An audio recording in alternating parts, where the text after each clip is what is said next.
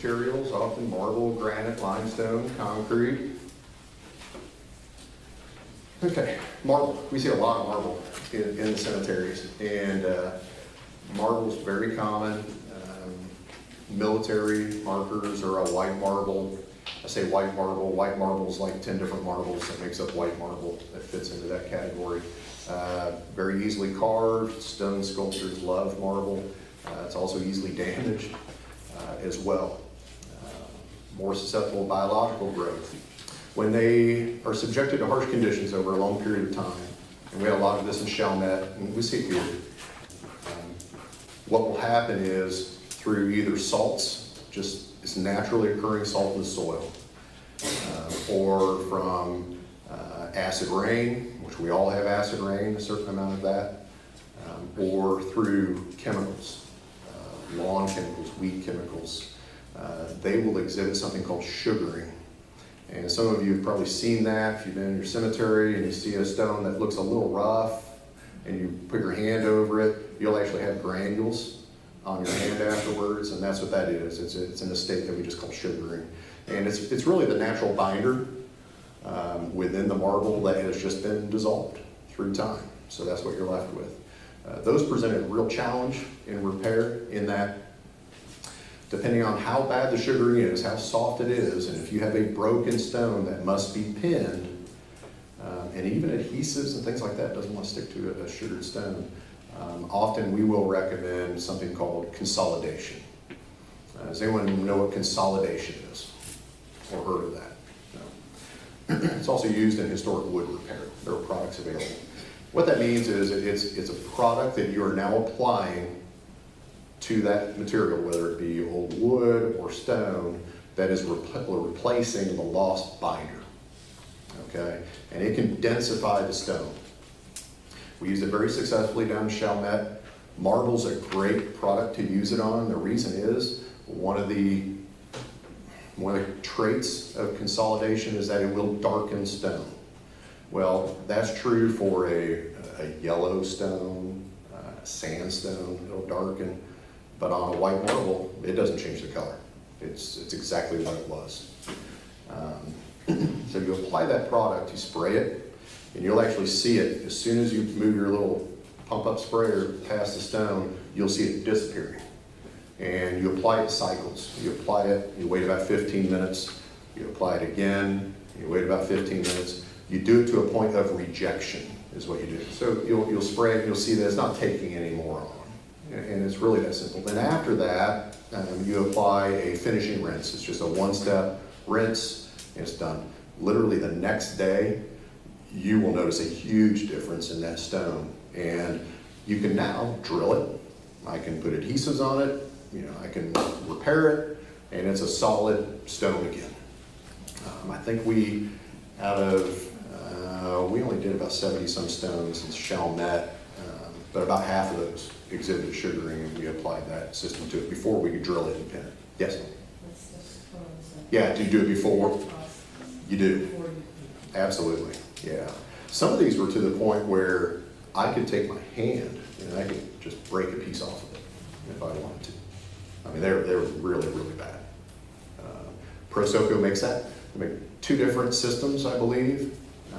One system involves another step, and is more of it also has better water repellent or waterproofing qualities.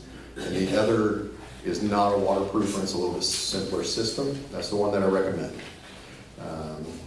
Talk about water repellents here in a moment. They're typically not a good idea. Granite, very hard and durable. You'll see some that are 100 years old that are in fantastic shape, and granite is just a very durable material, a lot more challenging with regards to tooling, carving, things of that nature, but it is a very durable product, a durable stone.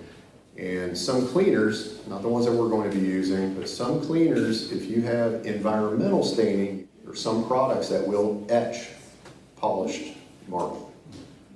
So you have to be sure to read a product data sheet.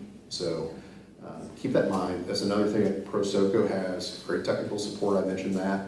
But their website, for every product that they have, you can click, download product data sheet.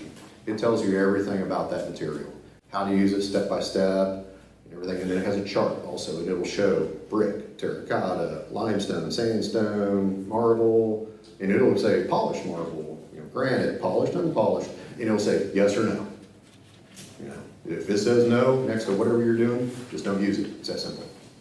That's it. And limestone, very soft, easily carved. Lots of different types of limestone, and the densities of them vary greatly. We talked earlier about just like a fieldstone marker. You'll see that those are real yellow, sometimes even orange. A lot of that color is actually a clay that's within it. If you were to spray that just with water, you could take your fingernail and just pick it off. So it's a very poor quality stone. Typically, the whiter of a limestone, the better quality, not always, but better quality. And once again, you have to be careful with the product selected for that as well, in that you put any kind of an acid on lime, what's it going to do? It's going to fizz up and destroy itself. And it's very porous. Limestone is a very porous material, and it takes chemicals and it sucks them into it really fast. So I'm kind of anti-harsh chemicals on limestone, period. Because it's difficult to get it rinsed off, and it just sits in there and keeps working and working. Concrete. The quality of the concrete monuments that you'll see, they vary greatly. So it's based on the skills of the person that was doing the work, obviously. They typically created their own mixes in the old concrete monuments, which you don't see new ones really being made anyways. But they were mixing it based on kind of how easily it poured into a form or whatever. More water, and they were using everything from chain link fencing as their reinforcing material inside it to barbed wire fencing and things like that, which chain link fencing might have a chance because it's probably coated with zinc, galvanized, but barbed wire, it goes inside there and it gets moist and it's just going to start rusting. And ferrous metals like barbed wire, when they rust, they expand. And we've seen, a lot of people have seen that before. It's called rust jacking. And I've heard all kinds of numbers on this from engineers, but I know that it's a minimum. If you have something that, let's say, is 1/8 of an inch thick, it'll expand 4 times with tremendous force. I mean, it could lift a vehicle. So you see it in just blowing concrete off of bridges, out of roads. I mean, you see it everywhere. Yes? What did you call that? What? Oh, rust jacking. Rust jacking? Rust jacking, yes. So barbed wire, any kind of ferrous metal, just a steel, that's used in the concrete mixes, those old ones. Sometimes you'll see old monuments where something's spalled off and you'll actually see it exposed on the inside, and that's what's happened. Some moisture got to it and air, and it just blew it off when it expanded. Concrete. Very susceptible to acidic cleaners as well. Really just recommend hand cleaning, soft bristle brushes, use the environmental cleaner first. It's not acidic. Not environmental cleaner, biological cleaner first, which is called Revive. Usually that will take care of the majority of what you're seeing with regards to concrete.